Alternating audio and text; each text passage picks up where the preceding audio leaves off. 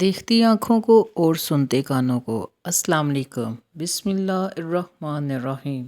کلمہ طیبہ کی کثرت۔ حضرت شیخ الحدیث رحمۃ اللہ علیہ لکھتے ہیں کہ دین اور دنیا کے کاموں میں بہت ساری مشکلات، پریشانیاں، تکلیفیں، غم و رنج آتے ہیں۔ وسوسے بھی انسان کو گھیرتے ہیں۔ شیطان کی رخنہ اندازی بھی مستقل ایک مصیبت ہے۔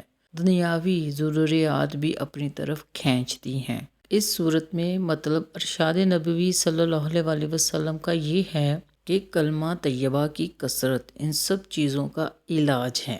دنیا کی محبت بھی ختم ہوتی ہے، گناہوں کی رغبت بھی ختم ہوتی ہے، شیطان کے حملے سے بھی دفاع ہو جاتا ہے۔ لا الہ الا اللہ کا کلمہ اپنے پڑھنے والے سے 99 قسم کی بلائیں دور کرتا ہے، جن میں سے سب سے کم غم ہے جو ہر وقت آدمی پر سوار رہتا۔ اللہ کے پیارے نبی حضرت محمد صلی اللہ علیہ وسلم نے بتایا کہ کلمے کی کثرت کرنے سے اللہ تعالیٰ 99 قسم کی بلائیں دور کر دیتا ہے۔ یہ سب سے چھوٹا ہے کہ جو غم ہر وقت بندے کے دل پر سوار رہتا ہے، وہ غم سب سے چھوٹا ہے۔ باقی بلائیں اس سے بھی بڑی ہوتی ہیں۔ زندگی کو پرسکون بنانے کا کتنا آسان طریقہ ہے، اس لیے کلمے کو روزانہ کثرت کے ساتھ کرنے کی کوشش کریں۔ کلمہ ہماری زندگی کو سنوارتا بھی ہے، بناتا بھی ہے، اور ہماری مشکلات پریشانیوں کو دور بھی کرتا ہے،